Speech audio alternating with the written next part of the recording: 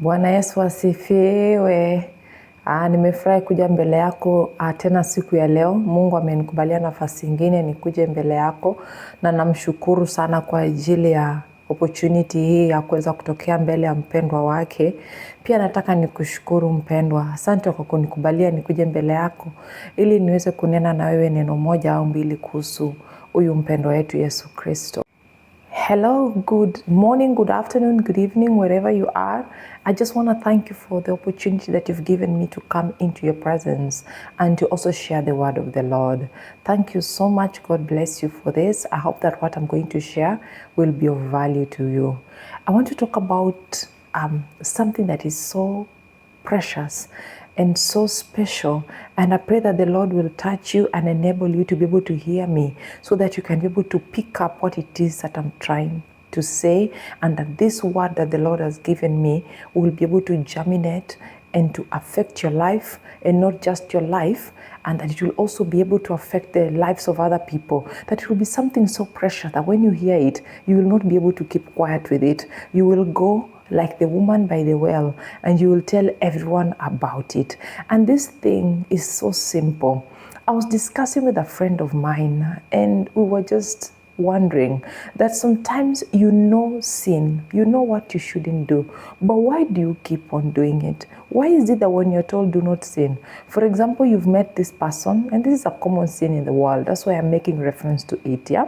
So you've met this person, say you're a woman, you've met a guy, and you're running energy with this guy, and you're just going on, and you're being told by people, oh, you know, don't go too fast, don't this, don't that. And even the word of the Lord is telling you clearly what you should and you shouldn't do. But then you find that you're running energy and you're running that chemistry, and it's going so fast. And before you know it, one thing has led to another, and as much as you're trying to control yourself, the more you're trying to stop yourself, the more you feel you're being pulled and pushed so hard towards that thing that you're trying to stop yourself from doing. And you find that you do not have the strength to stop yourself, and you find that you just give up and you fall, and the fall is loud and you fall so hard, yeah? And the result of your fall is that there's something to show for it, yeah? Maybe there's a sickness, maybe there's a pregnancy, maybe there is something or the other that you did not want. Really, you didn't set out for that, but one thing led to another. And from the moment you met this person, you have only two options. It's either catharsis, like just disconnect completely, or if you're ever to be near this person, you find that you're running energy in a way that you're not able to control yourself. So why are you not able to control yourself? Why is there this insatiable need in you? Yeah, and that's just a case that I was using as an example. Yeah, because we can tell you to stop doing what you're doing, and perhaps you also want to stop, but why can't you stop? What is this thing that hinders you from stopping? Is it that you've been bewitched, or is it that you're disempowered? What is it? Why can't you stop? And this is what brought me into this place of meditating. And I was just asking Christ.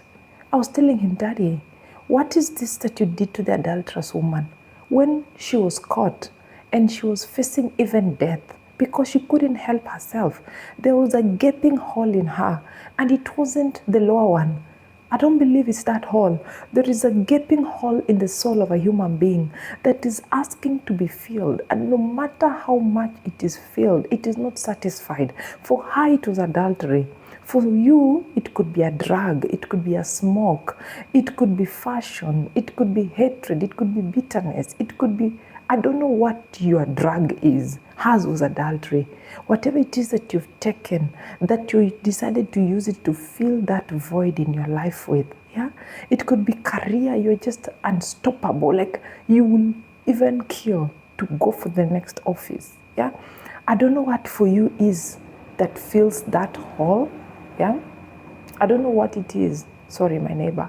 I don't know what it is for you that fills that hole, but there is something that Christ gave to the adulterous woman. And so I'm sitting here with Christ, and I'm asking him, Daddy, what did you do to her? Tell me. What is it that you did to her? Why is it that when she encountered you, She went back and she was never the same again. Why is it that she was able now to resist the sin? What is it that you did to her? Because you just told her, you looked at her. Your word says you fixated on her. And when you looked at her straight in her eye and you told her, go and sin no more, what was in that transaction between you and her? And then I burst into prayer and I just prayed. And during the prayer, the Spirit of God told me that He filled her up with His fire, fill her up with His Spirit, fill her up with His water, the same water that He gave to the Samaritan woman at the well, where she would never thirst again. He gave her this water and asked her, Daddy, what is this water? At that time, I had not connected. I was just like a baby. And that's how I want to be with Him, always a child. And I was just like, Daddy, but what is this water that when you give people, they're not thirsty again? And that is when He told me, it is my spirit. My water is my spirit. And when it enters you, it fills you and you don't thirst anymore. And I understood why I can be by myself. And people ask, why are you just by yourself? And you're okay? I'm like, yeah, I'm fine. I'm great because He filled me up with Himself. And I'm no longer hungry. There is nothing you can take from me because everything is already in me. You cannot take from me. You cannot give me. I only want to receive from Him. And so whatever it is that you want to achieve, that you're struggling with, yeah, you want to follow Him, let His Spirit fill you. Submit to Him. You know, there is something we don't do. And I told this to my friend, and I hope that she heard me. Because she's one of those friends that God gave me, and we grew up together. Like, she's more than a friend. Yeah. And I told her that you really need to separate yourself from the world for a while and just be by yourself, like detach from everything so that you can be able to channel yourself in to God and let Him fill you and show you who He made you to be, because He's the one who knows. He's the one who created you. He's the one who made you. You don't know where you came from. You don't even know where you're going. But the one who made you knows. And you cannot know because from the time you're born, you have been being indoctrinated by the world and by the culture in which you are born in. Yeah? So for you to know your Creator, you have to come to a place of death so that you can be born again in Him, so that He can raise you in Him with His Spirit. So His Spirit can teach you. His Spirit can fill you. His Spirit can enable you, can empower you, can cause you to rise, can cause you to be able to be and do more than you could even ever imagine. Yeah? You want to read the word of the Lord, but you can't. You want to follow Him, but you can't. You hear people talking about being thirsty for Him, and you're like, what is that? Because when you watch TV, you're satisfied. When you eat pizza, you're satisfied. And you're satisfied of things. My God, you're satisfied with things. Yeah? And that's sad that you can be satisfied with things. You need to be satisfied with the Spirit of God so that it doesn't matter what comes or goes. You're settled. And the lack of the Spirit of God, this is just coming to me straight from the Spirit. It's just a download. The lack of the Spirit of God is what made the Israelites to go around the desert for all the years that they did. A distance of 2 weeks, they covered it in 40 years because of the lack of the Spirit of God, helping them, leading them, enabling them, empowering them. And so they were there in their flesh, making demands in their flesh, demanding to go back to Egypt for onions and garlic and all the nice things that they were eating there, where the Lord had done everything to save them from. Yeah?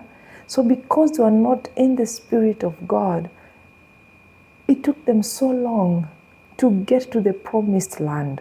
So for you to make it, that's why the Lord came and went back, that He may send us a helper, because He realized that of our own accord, we cannot be able to make it.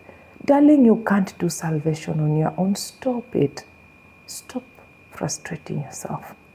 Stop it. You can't. I tried all my life. I tried to be saved. I tried to follow him.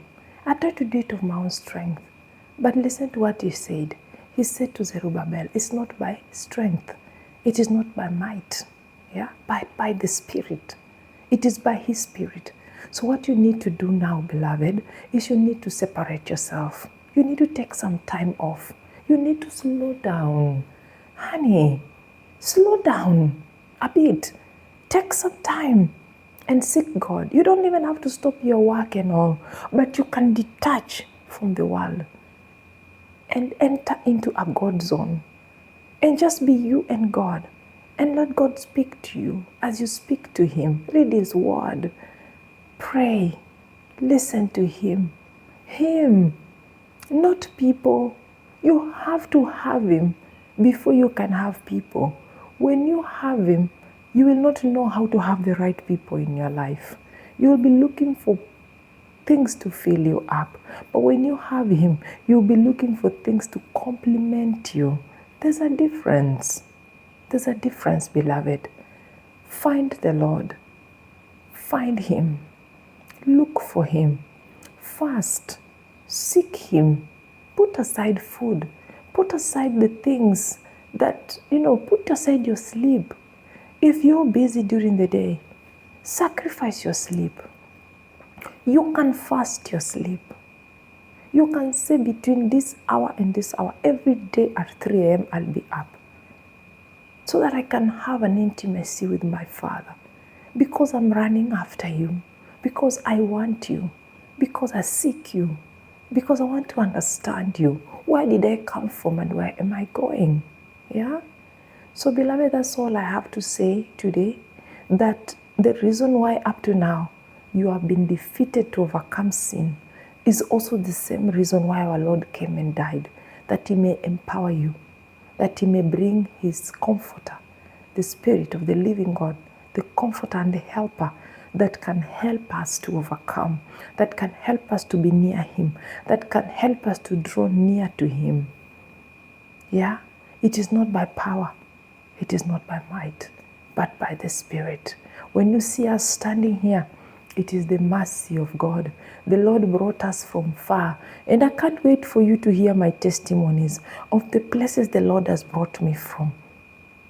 I can't wait for you to hear the things he has done in my life and the things he's still doing in my life. I can't wait for you to hear my testimony. Look, my eyes, they teared just to think about what he has done for me and what he's still doing even now. I see him. He fights for me. He lifts me up. He sustains me. He enables me. He empowers me. He sustains me. I see him fighting for me in places I couldn't. I see him standing in the gap for me. You need someone who will never leave you, not forsake you.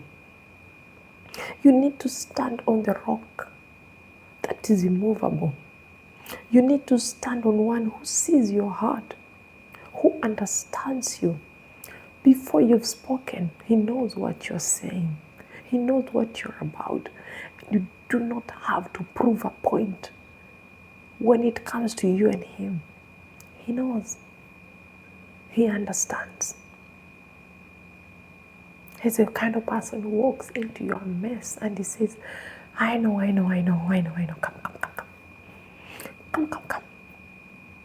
Come, let's go, let's fix this. That's my Father. That's Abba. And I would want you to know him. I would want him to comfort you. I would want him to heal you. I'm not crying because I'm in pain. I'm crying because of his mercy, of his love, of his goodness. He has been so good to me. I cannot tell it all. And I cannot wait for you to hear of all the things he has done for me. And I also look forward to hearing what he is doing for you, what he's going to do for you.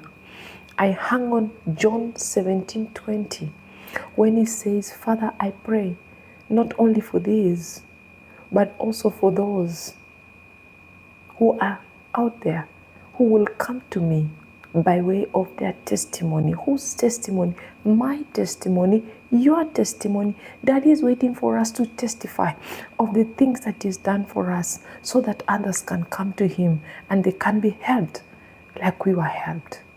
So, beloved, the harvest is plentiful and the harvesters are few. Let's get moving. Let's get moving.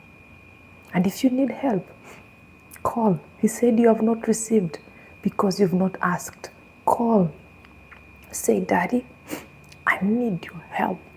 If you do not help me, I will not make it. I cannot make it without you. Yeah? God bless you. God bless you, beloved.